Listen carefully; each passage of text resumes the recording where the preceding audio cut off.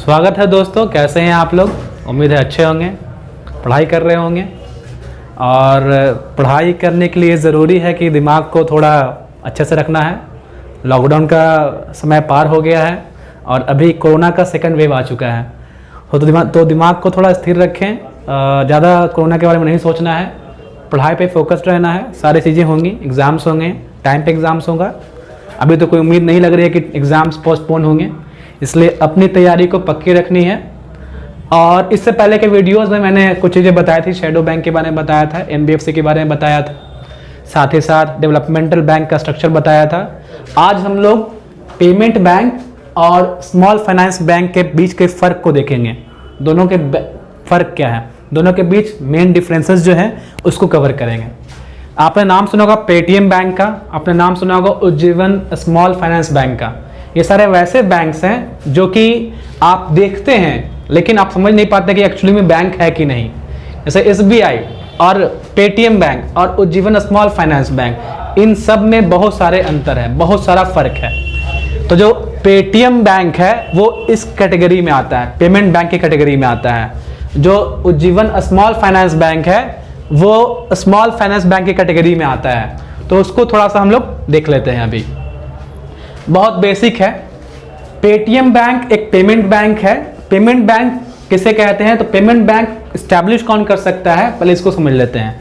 तो जो भी प्रीपेड कार्ड इशूअर हैं, जो प्रीपेड कार्ड इशू कर सकते हैं, टेलीकॉम कंपनीज हैं, PSUs हैं, NBFCs हैं, बिजनेस कॉरेस्पॉन्डेंट्स हैं।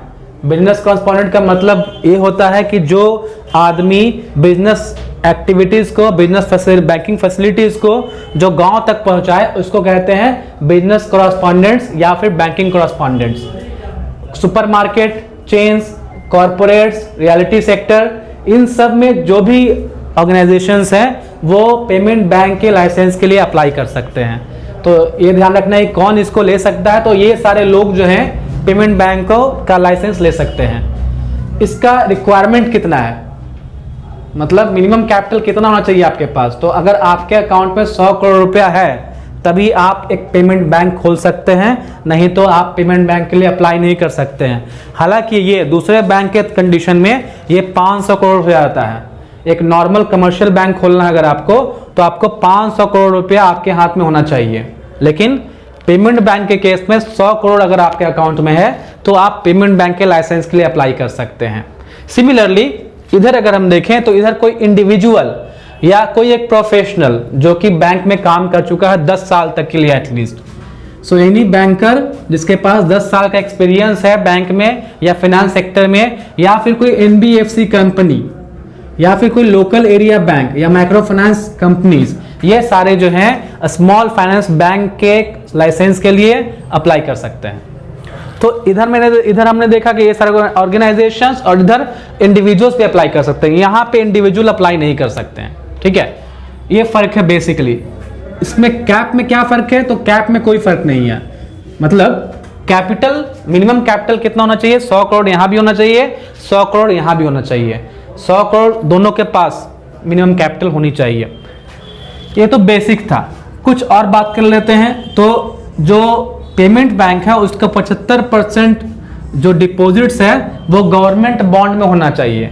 तो 75%, मान लें कि 100 करोड़ रुपया है, 100 करोड़ का 75 करोड़ जो डिपॉजिट है वो गवर्नमेंट बॉन्ड में किया जाएगा।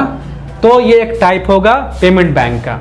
इसके बाद अगर हम स्मॉल फाइनेंस बैंक की बात करें तो इसके 75% लोन्स, 75% लोन्स प्रायोरिटी सेक्टर को जाएंगे। प्रायोरिटी सेक्टर का मतलब होता है PSL। हमने पहले भी इसको पढ़ाया है। What is PSL? PSL is priority sector lending. तो 75% लोन जो है वो PSL सेक्टर में जाएंगे, प्रायोरिटी सेक्टर लेंडिंग में जाएंगे।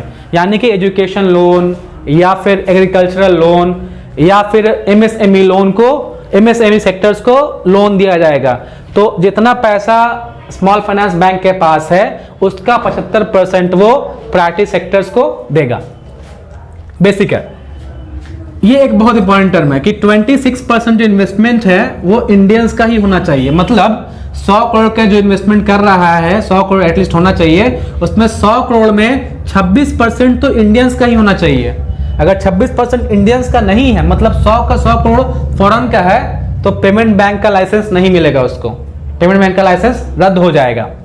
ठीक उसी तरह से कम 500 करोड़ का नेटवर्थ होना चाहिए। नेटवर्थ का मतलब क्या है कि सारी पूंजी मिलाकर 100 करोड़ तो कैपिटल होना चाहिए एक मुश्त अकाउंट में, लेकिन 500 करोड़ पूरी पूंजी होनी चाहिए। ये पेमेंट बैंक का रिक्वायरमेंट है। तो जब पेटीएम बैंक बना था, जब एयरटेल बैंक बना था, तो इन सब के पास 100 करोड़ अकाउंट में इनको दिखाना था और 500 करोड़ का पूरा पूंजी दिखाना था इंफ्रा वगैरह लेकर। एक चीज और है इसमें कि इसके 25% ब्रांचेस जो हैं वो अनबैंक्ड एरियाज में होने चाहिए, मतलब वहां जहां कोई बैंक ही ना है। तो ये थोड़ा सा एक कंटेंशियस इशू है। ऐसा होता नहीं है आज के डेट में कि जहां कहीं बैंक ना हो, हर जगह करीब करीब बैंक है, सारे बैंक्स है। तो इस वजह से थोड़ा सा एक कंटेंशियस इशू है, बट ये एक रिक्वायरमेंट है कि 25% आपका ब्रांच अनबैंक्ड एरिया जहां बैंक नहीं है वहां होने चाहिए। और ये सबसे इंपॉर्टेंट है, हमारे काम का भी है, एक आम आदमी के काम का है कि पेमेंट बैंक में आपका मैक्सिमम 1 लाख रुपया रख सकते हैं। मैक्सिमम 1 लाख रुपया अकाउंट में हो सकता है, मैक्सिमम 1 लाख रुपीज। तो कहने का मतलब ये है कि अगर आप पेटीएम यूज करते हैं, आप एयरटेल यूज करते हैं, आप कोई और बैंक यूज करते हैं जो कि पेमेंट बैंक है, वहां पे आप हाईएस्ट 1 लाख रुपया अकाउंट में रख सकते हैं। अगर हम बात करें कि ये क्या क्या ऑफर करता है, तो ये इंटरनेट बैंकिंग ऑफर करता है, म्यूचुअल फंड ऑफर करता है, इंश्योरेंस ऑफर करता है। मतलब आप इनके थ्रू इंटरनेट बैंकिंग यूज कर सकते हैं, म्यूचुअल फंड यूज कर सकते हैं, इंश्योरेंस यूज कर सकते हैं। तो आप पेटीएम अगर यूज करते होंगे तो पेटीएम का जो ऐप है वो एक तरह का इंटरनेट बैंकिंग ही है। उसमें आप सब कुछ यूज कर सकते हैं। आपका बाकायदा एमपिन होगा जिसके हेल्प से आप ट्रांजेक्शन्स कर सकते हैं, यूपीआई के हेल्प से ट्रांजेक्शन्स कर सकते हैं। तो वो सारा इंटरनेट बैंकिंग में आ गया। अगर थोड़ा सा इधर बात कर लेते हैं स्मॉल फाइनेंस बैंक्स की, तो स्मॉल फाइनेंस बैंक्स का भी 25% जो ब्रांच है वो अनबैंक्ड एरिया में होना चाहिए। तो जो ये देखिए दो चीजें कॉमन हो जाती है, एक तो ये कि दोनों के पास 100 करोड़ का होना चाहिए कैपिटल, मिनिमम कैपिटल। दूसरा है कि 25% जो ब्रांच है वो दोनों वही ब्रांच खोलेंगे जहां अनबैंक्ड एरिया है। तो ये पॉइंट दोनों के लिए कॉमन है, ये पॉइंट दोनों के लिए कॉमन है, ध्यान रखना है। ठीक है, इसके बाद क्या, इसके बाद इंपॉर्टेंट ये है कि इसका एक बिजनेस कॉरेस्पॉन्डेंट नेटवर्क होता है। तो बिजनेस कॉरेस्पॉन्डेंट नेटवर्क का मतलब क्या होता है कि हर बैंक का अपने कुछ जो है, हर बैंक के अपने कुछ वैसे एम्प्लॉयज होते हैं। एक्चुअली वो एम्प्लॉयज नहीं होते हैं, वो वैसे लोग होते हैं जो बैंक से जुड़े होते हैं, और बैंक से जुड़े होने के बाद वो बैंक की सर्विसेज को गांव तक ले जाते हैं। उसे कहा जाता है बिजनेस कॉरेस्पॉन्डेंट या फिर बैंकिंग कॉरेस्पॉन्डेंट। तो वो बिजनेस कॉरेस्पॉन्डेंट या बैंकिंग कॉरेस्पॉन्डेंट जो है उनका अपना एक नेटवर्क होना चाहिए। मतलब स्मॉल फाइनेंस बैंक में वैसे बहुत सारे लोग जुड़े होने चाहिए ताकि वे फैसिलिटीज गांव तक भी पहुंचा सके। मेंटेन रिजर्व रिक्वायरमेंट, मतलब ये CRR और SLR मेंटेन करेगा। तो मैं पहले ही बढ़ा चुका हूं आपको कि जो बैंक्स होते हैं उनको अपना CRR और SLR मेंटेन करना होता है। स्मॉल फाइनेंस बैंक CRR और SLR मेंटेन करेगा। पेमेंट बैंक के लिए जरूरी नहीं है CRR और SLR मेंटेन करना, ये भी ध्यान रखना है। एक पॉइंट ये है कि इसमें भी जो लोन्स है, लोन्स में है क्या कि लोन्स में जो 10 से 15% लोन्स है वो ही प्रोवाइड कर सकते हैं इंडिविजुअल्स को और ग्रुप्स को। मतलब क्या कि किसी पर्सनल आदमी को लोन देना है तो वो पूरे बैंक का NDTL यानी पूरे बैंक का जितना लायबिलिटीज है, जितना एसेट है, उसका 10 से 15% ही वो इंडिविजुअल्स या ग्रुप्स को लोन दे सकता है, उससे ज्यादा नहीं। ये ध्यान रखना है, ठीक है। इसके अलावा ये बहुत इंपॉर्टेंट है कि बिल पेमेंट के लिए जो सर्विसेज है वो पेमेंट बैंक के थ्रू हो सकती है। तो आप अक्सर सुनते होंगे एयरटेल पेमेंट बैंक में या पेटीएम बैंक में कि बहुत सारे ऑफर्स हैं बिल को पे करने के लिए। तो वो सारे फैसिलिटीज ये पेमेंट बैंक प्रोवाइड करती है। इसमें के ATMs भी होते हैं, इसके बिजनेस कॉरेस्पॉन्डेंट यानी वही बैंकिंग कॉरेस्पॉन्डेंट्स भी होते हैं। ये क्रेडिट कार्ड ऑफर नहीं कर सकता बिकॉज अगेन ये लेंडिंग काम नहीं कर सकता, लोन नहीं दे सकता किसी को। तो ना लोन दे सकता है और ना क्रेडिट कार्ड ऑफर कर सकता है। क्रेडिट कार्ड एक तरह का लोन ही होता है। तो ये सब चीज नहीं कर सकता है, ठीक है। ये क्रॉस बॉर्डर रिमिटेंसेस, मतलब बाहर से पैसा भेजा गया, अगर आपके कोई भी रिश्तेदार विदेश रहते हैं तो वहां से पैसा भेजा गया है तो उसको ये हैंडल नहीं कर सकता पेमेंट बैंक। छोटा बैंक है, छोटे मोटे काम के लिए है, ठीक है। NRI डिपॉजिट नहीं ले सकता, मतलब NRI का अकाउंट नहीं खोल सकता इसमें। NRI क्या होता है? Non resident Indians. ये तो इसका था। लेकिन इसकी बात करें तो ये थोड़ा सा बिजनेस पर्पस लोन है, बिजनेस पर्पस बैंक है, मतलब बिजनेस को सपोर्ट करेगा।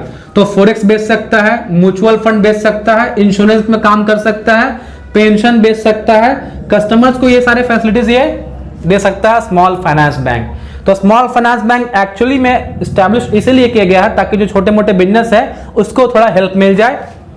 ये एक फुल फ्लेज बैंक में भी कन्वर्ट हो सकता है, मतलब कल होके ये बहुत बड़ा बन गया, 500 करोड़ इसके पास मिनिमम कैपिटल हो गया और नेटवर्क बहुत बढ़ गया, और तो अगर ये फुल फ्लेज बैंक के लिए अप्लाई करे तो ये एसबीआई की तरह, पीएनबी की तरह एक फुल फ्लेज बैंक भी बन जाएगा। बट पेमेंट बैंक ऐसा नहीं कर सकता है। इसके अलावा ये पूरे देश में फैल सकता है, पूरे देश में ब्रांचेस खोल सकता है, कॉमन पॉइंट है। लार्ज लोन नहीं दे सकता, क्योंकि मैंने बताया कि एमएसएमई के सेक्टर के लिए या फिर छोटे मोटे बिजनेसमैन के लिए ये बैंक बनाया गया था। तो बहुत बड़े बड़े कॉर्पोरेट्स को, यानी अंबानी को लोन नहीं दे सकता, ये अडानी को लोन नहीं दे सकता। ये छोटे मोटे बिजनेस के लिए, आपका 10 लाख का बिजनेस है, 50 लाख का बिजनेस है, 1 करोड़ तक का बिजनेस है, ये लोन देगा आपको। फिर दूसरे सब्सिडीज कंपनीज नहीं खोल सकता ये, और ये सोफिस्टिकेटेड फाइनेंशियल प्रोडक्ट्स में डील नहीं कर सकता। सोफिस्टिकेटेड फाइनेंशियल प्रोडक्ट्स का मतलब क्या होता है कि ऑफशोर डेरिवेटिव एक्सचेंज हो गया या फिर हेज फंड हो गया, इन सब में ये इन्वेस्टमेंट नहीं कर सकता है, सिंपल फंक्शंस है। तो ये मैंने दोनों के फर्क बता दिया आपको आज, ताकि अगर कोई कंफ्यूजन होगा स्मॉल फाइनेंस बैंक में और पेमेंट बैंक में तो उसको आप क्लियर कर लें। तो मिलेंगे नेक्स्ट वीडियो में, तब तक के लिए पढ़ते रहिए।